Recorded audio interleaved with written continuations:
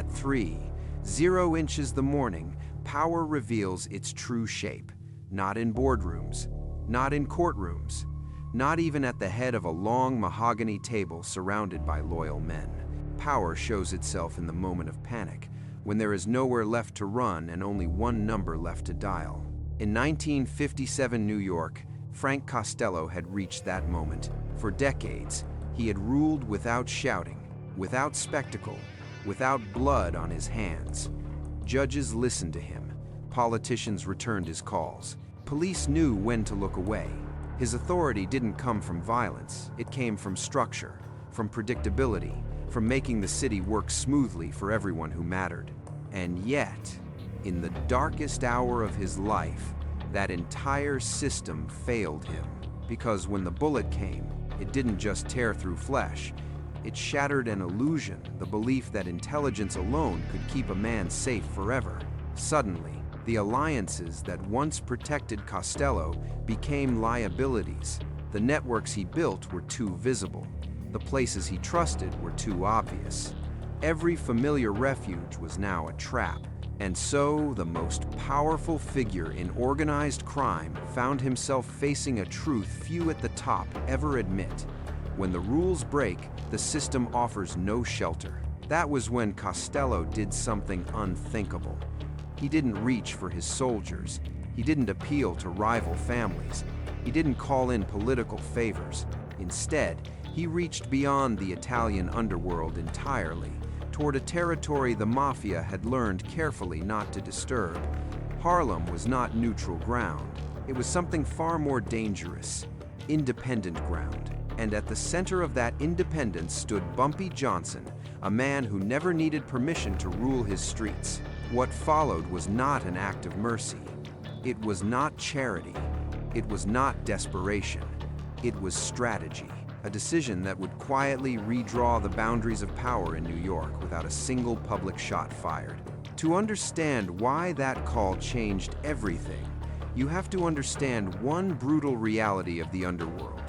Violence creates fear, but protection creates obligation. And once obligation is owed, power never returns to its original shape. By 1957, Frank Costello was not feared in the way other mob bosses were feared, and that was precisely why he had lasted so long. He didn't rule through public executions or loud displays of dominance. His power was quieter, embedded deep inside New York's institutions. Judges didn't tremble when his name was mentioned. They cooperated. Politicians didn't denounce him. They consulted him. Police departments didn't chase him. They planned around him. Costello had transformed organized crime into something resembling governance, a shadow administration that kept the city predictable, profitable, and calm for those who benefited from it. For years, that made him untouchable, but power built on balance has a flaw. It depends on everyone agreeing not to break it. Costello's authority worked only as long as violence remained bad for business, as long as ambition stayed patient, as long as succession followed negotiation instead of blood. The moment someone decided the system itself was the obstacle, Costello's greatest strength became his greatest weakness. He was everywhere, and therefore nowhere safe. Every apartment, every routine, every trusted corridor of influence was already mapped in someone else's mind. That someone was Vito Genovese. Where Costello believed in leverage, Genovese believed in inevitability. He had watched the empire grow while standing in its shadow, absorbing resentment with every year that passed. To Genovese, restraint looked like softness, compromise looked like decay, and patience looked like surrender. When he chose violence, it wasn't reckless, it was ideological. He wasn't just trying to remove a man. He was trying to erase a philosophy. The attempted killing exposed something the underworld rarely admitted out loud. Legitimacy inside organized crime is fragile. The moment a boss bleeds, his myth collapses. Allies start calculating exit strategies. Neutral parties start taking notes. Silence becomes suspicion. Costello survived the attack, but survival wasn't victory. It was proof that the rules no longer guaranteed safety. In that instant, every traditional hiding place became compromised because Genovese didn't need permission anymore. He had crossed the line that made restraint obsolete. Costello understood this faster than anyone else. He didn't panic, but he recalculated. If he stayed within the Italian underworld, he would be hunted by men who knew its geography better than he did. Every favor he once controlled could now be inverted into a liability. So the question stopped being who was loyal and became far more dangerous. Where could power exist without permission from the Mafia itself? That question would lead him beyond families, beyond bloodlines, and beyond a system that was suddenly too small to keep him alive. To the outside world, Harlem in the 1,950 seconds looked like territory waiting to be taken. Dense population, cash-heavy businesses, underground economies thriving in plain sight. To the Italian families, it should have been irresistible. And yet, for decades, Harlem remained something rare in New York's criminal geography, a place the Mafia avoided not because it was dangerous, but because it was unified. That distinction mattered. Violence could conquer fear, but it could not conquer cohesion. And Harlem had been built around exactly that. At the center of this balance stood Bumpy Johnson, a man who understood that survival didn't come from intimidating his own community, but from aligning with it. Where Italian crews rotated soldiers and enforced discipline from above, Bumpy embedded himself into daily life. He protected local businesses instead of bleeding them dry. He mediated disputes before they escalated. He made sure money circulated instead of vanishing into distant pockets. As a result, information in Harlem moved differently. Outsiders were noticed, strangers were remembered, and betrayal came at a social cost far higher than any payout could justify. This created a strategic nightmare for the Mafia. Any attempt to move against Harlem wouldn't be a clean operation. It would be noisy, prolonged, and impossible to isolate. Soldiers would stand out immediately. Safe houses wouldn't stay safe. And unlike Italian neighborhoods, where internal fear could suppress cooperation, Harlem's residents had no incentive to look away. An attack there wouldn't just start a gang conflict. It would ignite attention from politicians, civil rights leaders, newspapers, and law enforcement already sensitive to racial tensions. The cost-benefit equation never worked. More importantly, Harlem wasn't just protected by loyalty, it was protected by interdependence. Numbers operations, nightclubs, rentals, and informal lending created an economy that many city institutions quietly relied on. Disrupting it risked ripple effects no family wanted to manage while fighting internal wars elsewhere. That made Harlem less like a rival territory and more like a pressure valve in New York's underworld, useful when stable, disastrous when disturbed. So when Costello searched for a place beyond Genovese's reach, Harlem wasn't a gamble. It was the only logical answer. Not because it was hidden, but because it was structurally incompatible with Mafia aggression. Entering Harlem by force would have required consensus from families already divided, patience from men fueled by ambition, and discretion from a system built on fear. None of that existed in 1957. In that sense, Harlem wasn't neutral ground, it was sovereign ground.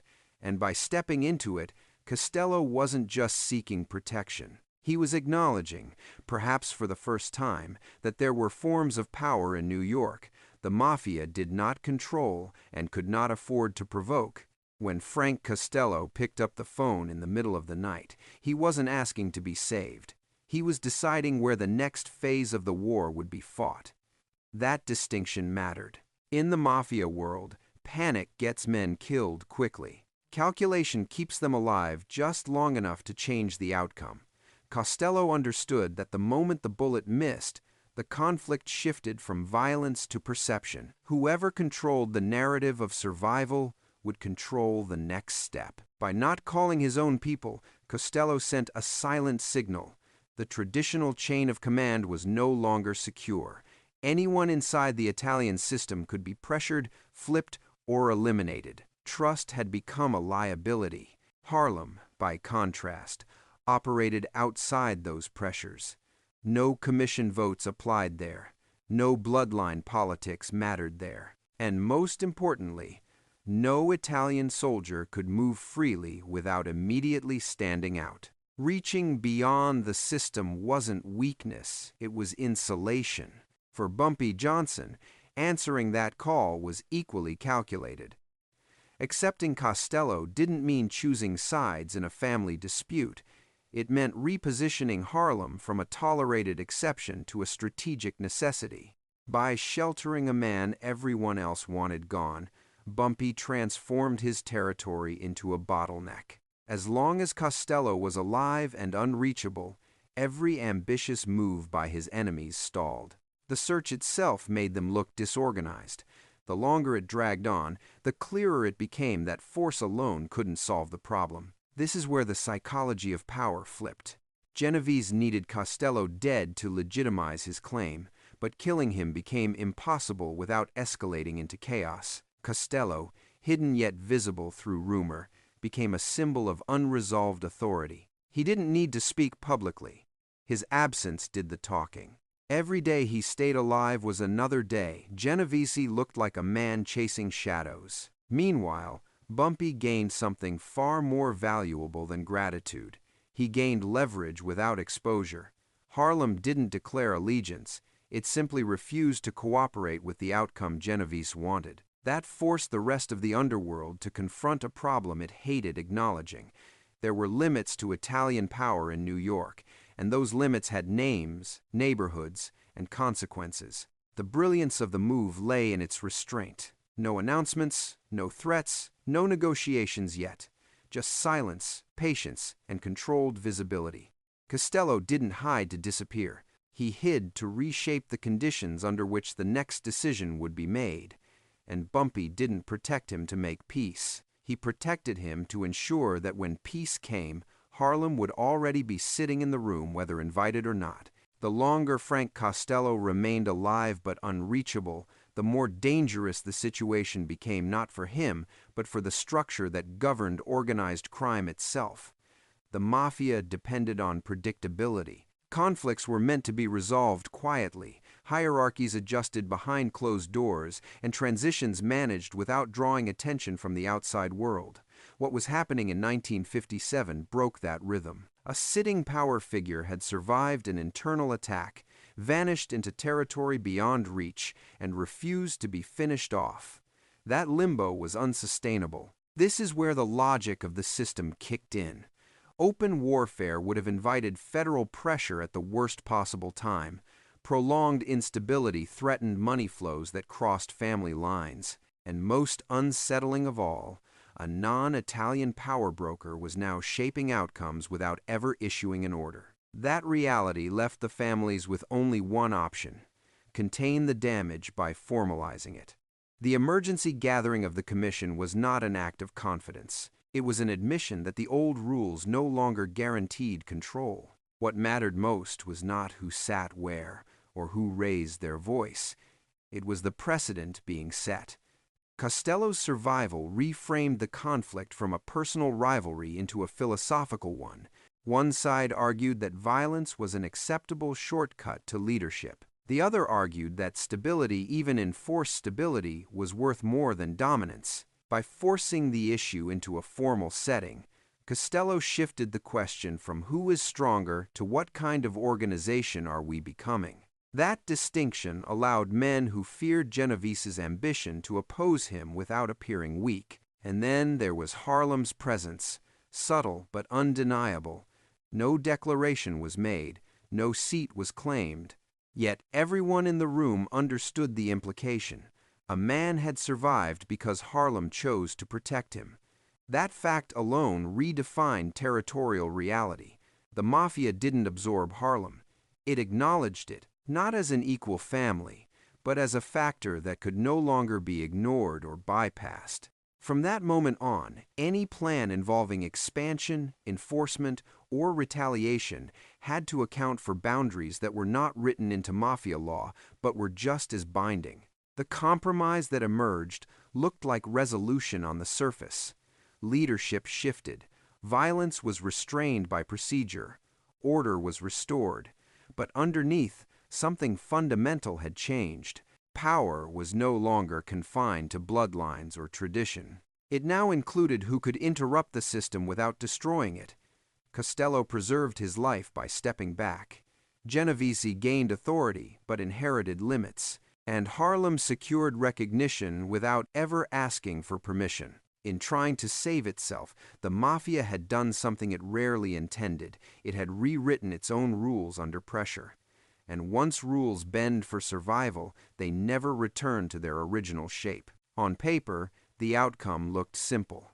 Frank Costello stepped away from day-to-day power. Vito Genovese claimed the position he had been willing to kill for. Order appeared to return. Money kept moving. The streets stayed quiet. To anyone watching from a distance, the crisis of 1957 ended cleanly. But in the underworld, clean endings are usually illusions. The real consequences surface later, in who moves freely and who no longer can. Genovese gained a title, but he lost something far more valuable: legitimacy without resistance. His rise carried a stain everyone remembered. He hadn't outmaneuvered Costello, he had failed to eliminate him. That failure mattered. It forced new constraints on how power could be used going forward. Every ambitious move Genovese made after that carried an unspoken reminder that violence had limits, and that crossing them too openly could unify forces against him. He ruled, but under observation, not admiration. Costello, by contrast, lost visibility but kept relevance. By surviving and withdrawing intact, he turned defeat into insulation. He no longer needed to sit at the center of the storm to influence outcomes. His value shifted from authority to memory knowledge of how the system really worked, who owed whom, and where pressure points still existed. In organized crime, men who leave cleanly often become more dangerous than those who fight to the end, because they retain perspective without exposure. And then there was Bumpy Johnson. He didn't gain a title. He didn't join a family. He didn't formalize his power in any official structure. Instead, he achieved something rarer: acknowledged independence. After 1957, Harlem was no longer just a neighborhood the Mafia avoided. It became a space that had to be negotiated with. Any plan involving expansion, enforcement, or silence now required an extra calculation. That shift didn't announce itself, but it persisted. The quiet truth is that the biggest winner wasn't the man who took the seat, or the man who vacated it. It was the one who proved he could alter the system without entering it. From that moment forward, power in New York no longer flowed in a single direction. It detoured, it paused, it checked itself against forces that didn't wear Italian names or follow Italian rules. That was the lasting lesson of 1957. Not that violence failed, or that diplomacy triumphed, but that the most durable power belongs to the person who becomes necessary during a crisis and optional afterward. Titles fade, fear decays, but obligation lingers. And once an entire system learns it needs you to function, you don't have to sit at the table to shape what happens next. Years later, people would remember 1957 as a turning point in the American underworld. But they often remembered it for the wrong reasons. They talked about who rose, who fell, who survived, and who didn't. What they missed was the quieter shift, the moment when power stopped being measured only by muscle or lineage and started being measured by who controlled the options when everything went wrong. The night that phone rang, it wasn't a request for shelter. It was an acknowledgement of limits. Frank Costello learned that intelligence without safe ground eventually runs out of space. Vito Genovese learned that winning a position doesn't mean owning the system that grants it. And Bumpy Johnson proved something far more unsettling to the old order: that you don't need permission to matter. You only need to be indispensable at the exact moment everyone else loses control. Harlem didn't conquer New York. It didn't invade the Commission. It didn't rewrite the Mafia's code in public. It did something more effective.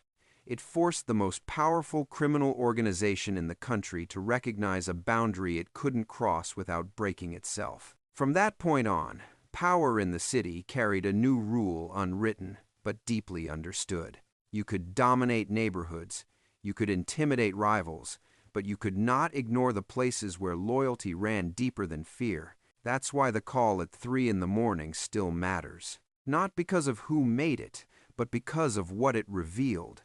When systems fail, they don't collapse all at once. They expose who they truly depend on. And in 1957, the American Mafia discovered that its survival depended on respecting a man it could neither control nor replace. Because real power isn't proven when everything is stable.